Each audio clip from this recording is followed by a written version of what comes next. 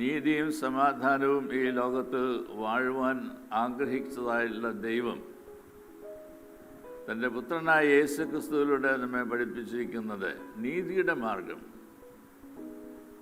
സമാധാനത്തിൻ്റെ മാർഗം അത് അവലംബിക്കുക എന്നതാണ്. മരിച്ചവരുടെ ഉയർത്തെഴുന്നേറ്റതായുള്ള കർത്താവായ യേശു ക്രിസ്തു നമ്മെ പഠിപ്പിക്കുന്നത് ഭയപ്പെടേണ്ട എന്നത് തന്നെയാണ്. ദൈവജനം ദൈവികമായിട്ട് ഈ ലോകത്തിൽ ജീവിപ്പാനായിട്ട് ഇടയാവുന്നത് ദൈവത്തിൽ നിന്ന് ഈ ശക്തി ലഭിക്കുന്നതായുള്ള അവസരത്തിലാണ്. നാം ദൈവത്തിൻ്റെതാണ് എന്നതാണ് ആദ്യം മനസ്സിലാക്കുന്നത്. ശമരിയാക്കാരത്തെ സ്ത്രീയോടെ കർത്താവ് പറയുന്നതായുള്ള വാക്ക് അതാണ്, നീ ദൈവത്തിൻ്റെ ദാനം എന്നറിഞ്ഞിരുന്നുവെങ്കിൽ. നീ ദൈവത്തിൻ്റെ ദാനമാണ്. നമ്മളോട് ഓരോരുത്തരോടും ഈ രാവിലെ ദൈവം പറയുന്നതായുള്ള വാക്കുകൾ തന്നെയാണ്, നീ ദൈവത്തിൻ്റെ ദാനമാണ്.